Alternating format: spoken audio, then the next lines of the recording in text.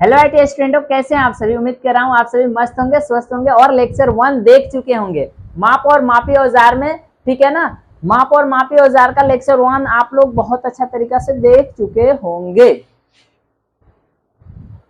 Hello IT स्टूडेंटों, कैसे हैं आप सभी। उम्मीद कर रहे हैं आप सभी मस्त होंगे, स्वस्थ होंगे और आप अपनी घर पे पढ़ाई बहुत अच्छा तरीका से कर रहे होंगे। ठीक है ना, आप सभी पास आउट आईटी स्टूडेंट जो भी है उन लोगों के लिए खुशखबरी है कि बहुत ज्यादा रिक्वायरमेंट आ रहा है। यदि आप मेरे चैनल से जुड़े होंगे तो आप सभी को पता होगा, मैं आज ही पोस्ट किया हूँ इंडियन नेवी का। ठीक है ना, ट्रेसमेट की 362 पोस्ट थी जिसमें आप लोग पास आउट जो भी आईटी स्टूडेंट है अप्लाई कर सकते हैं। यदि उस वीडियो को नहीं देखे तो लिंक डिस्क्रिप्शन में जाकर पहले उसको देख लीजिए, जो भी पास आउट आईटी स्टूडेंट है। चलिए, हम आज लेक्चर मेरा 2 है। लेक्चर 1 हम करा चुके हैं, लेक्चर 2 है माप और मापी औजार टॉपिक में लेक्चर 2 क्लियर है। आइए देखते हैं। इससे पहले हम आपको यहाँ तक करा चुके थे, ठीक है ना, मापी साधारण मापी यंत्र, ठीक है, मापी यंत्रों के प्रकार, ये सारा चीज हम करा दिए थे। तुलनात्मक माध्य, प्रत्यक्ष माप, अप्रत्यक्ष माप क्लियर। आज हमको जहां से पढ़ना है वो हो इकाई, यूनिट। क्या है जी, यूनिट्स। ठीक है ना, हालांकि इसको भी हम कराए थे। ठीक है, तो देखिए, किसी मात्रा के मापन के लिए जिस मानक मात्रा का उपयोग हम करते हैं ना, उस मात्रा के लिए उसकी क्या कहलाता है, यूनिट कहलाता है। और क्लासिफिकेशन ऑफ यूनिट्स देखा जाए तो फंडामेंटल यूनिट्स होता है और ड्राइव्ड यूनिट्स होता है। मूल मात्रक और व्युत्पन्न मात्रक, क्लियर है इतना। मूल मात्रक और व्युत्पन्न मात्रक, ठीक है ना। इसमें हम आगे बढ़ रहे हैं तो ये मूल मात्रक होते हैं। ये क्या होते हैं, मूल मात्रक। अब फंडामेंटल यूनिट्स को देखते हैं। जैसे मूल मात्रक को, जैसे लंबाई, द्रव्यमान, समय के मात्रक मूल मात्रक कहलाते हैं जी। और मूल मात्रकों के 3 प्रमुख पद्धतियां होती है। कितनी होती है, 3 प्रमुख पद्धतियां होती है। सीजीएस सिस्टम होता है, एमकेएस सिस्टम होता है और एफपीएस सिस्टम होता है। अब ये चीज को समझते हैं, सीजीएस सिस्टम क्या है और एमकेएस सिस्टम क्या है और एफपीएस सिस्टम क्या है। सीजीएस मतलब जिस सिस्टम में लंबाई का मात्रक सेंटीमीटर, द्रव्यमान का मात्रक ग्राम, समय का मात्रक सेकंड होता है, उसे हम सीजीएस सिस्टम कहते हैं। इसमें लंबाई का मात्रक सेंटीमीटर होगा, द्रव्यमान का मात्रक ग्राम होगा, समय का मात्रक सेकंड होगा। क्लियर है। आइए एमकेएस सिस्टम में देखते हैं। इसमें लंबाई का मात्रक क्या होगा, मीटर होगा, द्रव्यमान का मात्रक किलोग्राम होगा और समय का मात्रक सेकंड होगा। क्लियर। और एफपीएस में इसमें लंबाई का मात्रक फुट होगा, द्रव्यमान का मात्रक पाउंड होगा, समय का मात्रक सेकंड होगा। क्लियर है। इसी को हम कहते हैं सीजीएस सिस्टम, इसको कहते हैं एमकेएस सिस्टम और इसको एफपीएस सिस्टम। तो मूल मात्रा का कितने सिस्टम होते हैं, 3। प्रमुख पद्धतियां कितनी होती है भाई, 3 होते हैं। क्लियर। आइए देखते हैं यहाँ सीजीएस सिस्टम को, जो अभी आपको हम बता रहे थे। सीजीएस सिस्टम में ये लंबाई का मात्रक क्या है, सेंटीमीटर है, द्रव्यमान का मात्रक क्या है, ग्राम है, समय का मात्रक क्या है, सेकंड है। एमकेएस सिस्टम में लंबाई का मात्रक मीटर है, द्रव्यमान का मात्रक किलोग्राम है, समय का मात्रक सेकंड है। क्लियर। यही चीज हम पहले ही भी समझा चुके हैं। अब एफपीएस सिस्टम में देखिए, लंबाई का मात्रक फुट, द्रव्यमान का मात्रक पाउंड और समय का मात्रक क्या है, सेकंड है। क्लियर है इतना। चलिए, स्क्रीनशॉट का फॉर्म में आप इसको सेव भी कर सकते हैं, यदि करना चाहे तो। हट गए, सेव कर लीजिए। ठीक है, हो गया सेव, बहुत अच्छा मेरे प्यारे विद्यार्थियों, बहुत अच्छा। इसी तरह आप लोग अच्छे से कीजिए, ठीक है ना पढ़ाई। चलिए, अब आगे आता है व्युत्पन्न मात्रक। क्या चीज है, व्युत्पन्न मात्रक, ठीक है ना, डिराइव्ड यूनिट्स। तो डिराइव्ड यूनिट्स 2 या 2 से अधिक मूल मात्रकों से युक्त मात्राओं को व्यक्त करने वाले मात्रक व्युत्पन्न मात्रक कहलाते हैं। जैसे एरिया हो गया, तो लंबाई भी चाहिए और चौड़ाई भी चाहिए। ठीक है ना, लंबाई को मीटर ले ले और इसका मीटर ले ले, यानी मीटर स्क्वायर हो जाएगा ना। या क्यों गलती से हो गया, यहाँ मीटर स्क्वायर होगा जी। यानी क्षेत्रफल का सिंबल मात्रक क्या होता है, मीटर स्क्वायर। ठीक है ना। और इसका क्या हो जाएगा, वॉल्यूम का मीटर क्यूब, इसका सिंबल दिया है मीटर क्यूब। और लीनियर वेलोसिटी का मीटर प्रति सेकेंड। क्लियर है। एंगुलर वेलोसिटी के रेडियस प्रति सेकेंड, इसका एक्सेलरेशन का मीटर प्रति सेकंड स्क्वायर। क्लियर है। आगे बढ़ते हैं इसमें। यहाँ देखिए, बल और दाब का इसी टाइप का आपका दिया है, न्यूटन मीटर स्क्वायर। ठीक है, न्यूटन प्रति मीटर स्क्वायर, ऐसे भी बोल सकते हैं। क्लियर। तो ये सब आप लोग डाटा स्क्रीनशॉट के फॉर्म में करके सेव कर लीजिए और इसको नोटबुक पर आप लोग इसको लिख डालिएगा। ठीक है, नेक्स्ट बढ़े आगे। अभी आता है इंटरनेशनल सिस्टम। अंतरराष्ट्रीय स्तर पर बनाए गए सिस्टम को हम इंटरनेशनल सिस्टम कहते हैं। ठीक है ना। इंटरनेशनल सिस्टम देख लिया, लंबाई का मात्रक को हम क्या कहते हैं, मीटर, द्रव्यमान का मात्रक केजी होता है, समय का मात्रक सेकंड। इंटरनेशनल सिस्टम की मैं बात करूं तो, और लुमिनियस इंटेंसिटी का कैंडेला, क्लियर। और इसका अमाउंट ऑफ सब्सटेंस का मोल, ये होता है सफलमेंट्री यूनिट्स। ये क्या होते हैं, सफलमेंट्री यूनिट्स। प्लेन एंगल, और प्लेन एंगल को रेडियन, ठीक है ना। Solid angle steradian. अब प्लेन एंगल मतलब 2D और 3D। 2D मतलब जिसमें लंबाई चौड़ाई दिखे वो 2D है, ठीक है ना। और जिसमें लंबाई चौड़ाई ऊंचा मोटाई तीनों चीज दिखे, लंबाई चौड़ाई मोटाई तीनों चीज देखो, वो 3 डायमेंशन। यहाँ कह रहा है 2 डायमेंशनल, ठीक है ना। और ये 3 डायमेंशनल, यानी जो हमारा ठोस सॉलिड एंगल है वो क्या आ जाएगा, 3D में आएगा। और जो हमारा प्लेन एंगल है वो क्या आएगा, 2D में आएगा। क्लियर है, ठीक है ना। तो 2D का क्या हो जाएगा, रेडियन, और 3D का क्या होगा, स्टेरेडियन। क्लियर। अब आते हैं ये कुछ आपको, जैसे लेंथ है, ठीक है ना। जैसे लेंथ है तो 1 मीटर में कितना mm होगा, तो 1000 mm होगा, ठीक है ना। ये कुछ डाटा दिए हैं, इस डाटा को आप लोग कॉपी में या स्क्रीनशॉट के फॉर्म में सेव कर लीजिए। आइए देखते हैं 1 सेंटीमीटर में कितना mm, 10 mm। ये पूरा डाटा याद रहेगा तो ही आप फिटर वर्कशॉप में आप काम कर सकते हैं, क्योंकि बिना डाटा का कोई वर्क नहीं हो पाएगा वहां आपको फिटर वर्कशॉप में। क्लियर है। आप आगे चल के न्यूमेरिकल क्वेश्चन करेंगे तो बिना इस डाटा याद रहे आपसे एक भी न्यूमेरिकल क्वेश्चन नहीं होने वाला। हालांकि आपको वर्कशॉप कैलकुलेशन एंड साइंस जो बुक है ITI में, वहां आपको ये पढ़ाया गया होगा, इस डाटा को लिखाया गया होगा, वहां आपको इस पे क्वेश्चन भी कराया गया होगा। हालांकि ये थ्योरी में भी है। क्लियर है, ठीक है ना। 1 मिलीमीटर यानी 1 mm बराबर 1000 माइक्रोन होता है, ठीक है ना। 1000 माइक्रोन, और 1 माइक्रोमीटर बराबर हम यदि या माइक्रोन बराबर बात करें तो 0.001 mm होता है। माने एक माइक्रोन के 1000वां भाग, ठीक है ना। 1 mm के 1000वां भाग जो होगा, चाहे इसको हम 10 के पावर -6 भी होता है मीटर्स। क्लियर।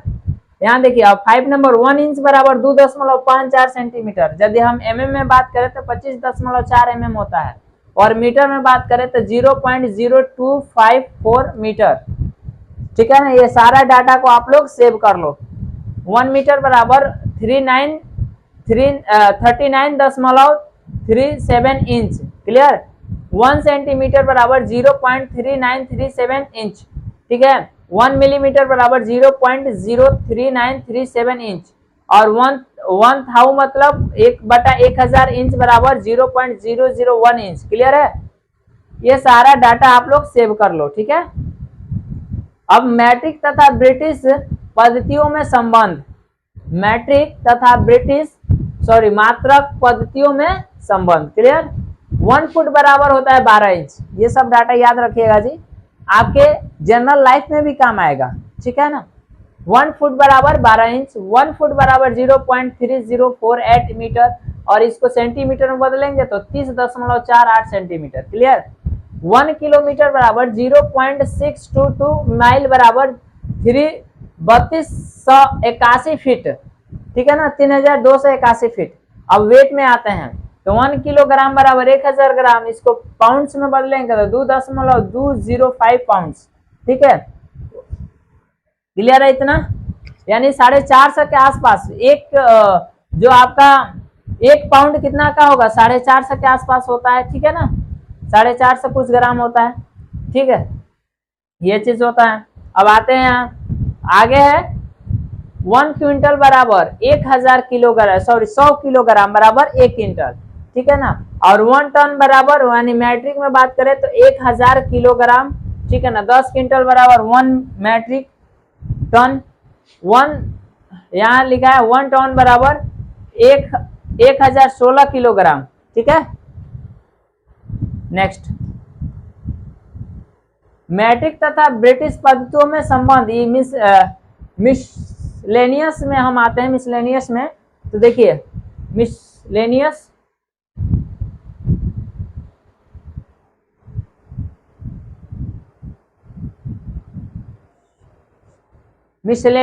में आते हैं तो 1 हॉर्स पावर बराबर, ब्रिटिश में देखें तो 746 वाट, और 1 हॉर्स पावर बराबर मैट्रिक में देखें तो 735.5 वाट्स।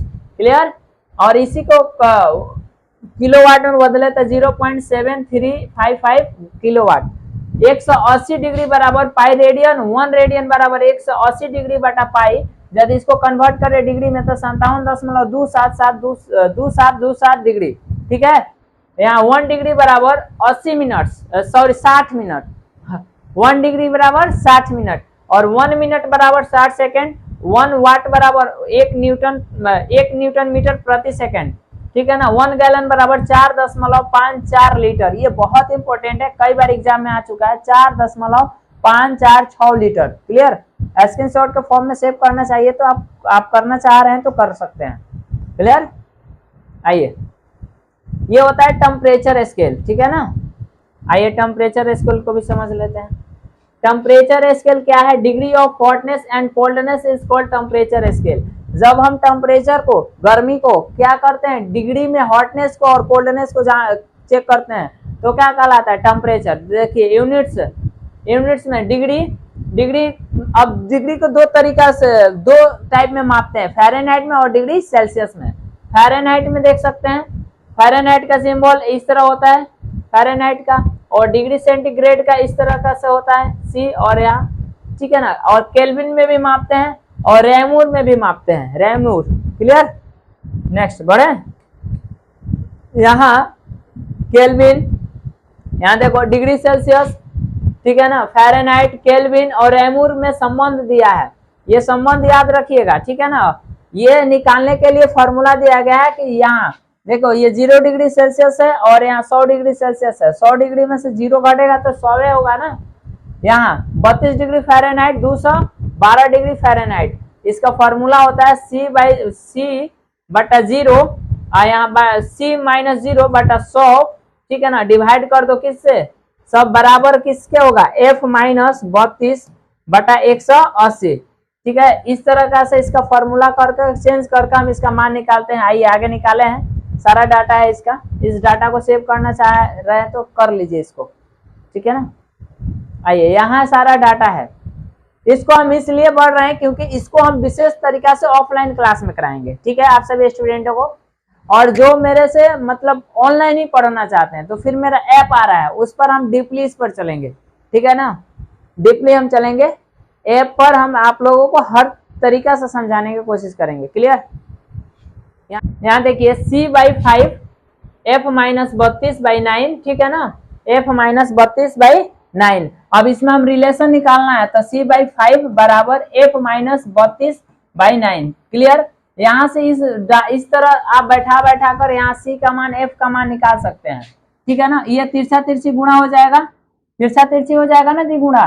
ठीक है। तो ये हो जाएगा 9C बराबर ये कितना हो जाएगा? यहाँ ये देखो डिवाइड में इधर गुणा हो जाएगा तो 5F-32। क्लियर है। यहाँ से यदि मैं C की बात करूं तो 5/9 और यहाँ हो जाएगा F-32। तो यहाँ फॉर्मूला निकल जाएगा। डिग्री सेल्सियस को यदि फ़ारेनहाइट में बदलना चाहते हैं या फ़ारेनहाइट को डिग्री सेल्सियस में बदलना चाहते हैं तो यहाँ C फ़ारेनहाइट दिया रहेगा आपको, तो फ़ारेनहाइट यहाँ बैठा दीजिएगा और ये सोल्यूशन कीजिएगा, कैलकुलेशन कीजिएगा तो आपका C का वैल्यू आ जाएगा डिग्री सेल्सियस का। उसी तरह यहाँ आप क्या करिए, इससे कंपेयर कर दीजिएगा तो यहाँ केल्विन में आ जाएगा। फिर आपको केल्विन से र्यूमर में कंपेयर कर दीजिए या र्यूमर से आपको इसमें कंपेयर कर दीजिए, आप निकल जाएगा। एक एक आप खुद से निकाल सकते हैं। क्लियर है।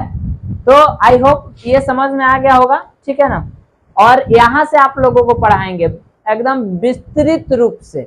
इधर ऊपर नीचे हम कर दिए, थोड़ा सा हम जानबूझ के इसमें थोड़ा सा टॉप करके भागे क्योंकि लंबा वीडियो होगा, आप लोग देखते नहीं है। ठीक है ना। ऑफलाइन क्लास में वैसे इसको बहुत अच्छा तरीका से पढ़ाए हैं, उसमें नो डाउट।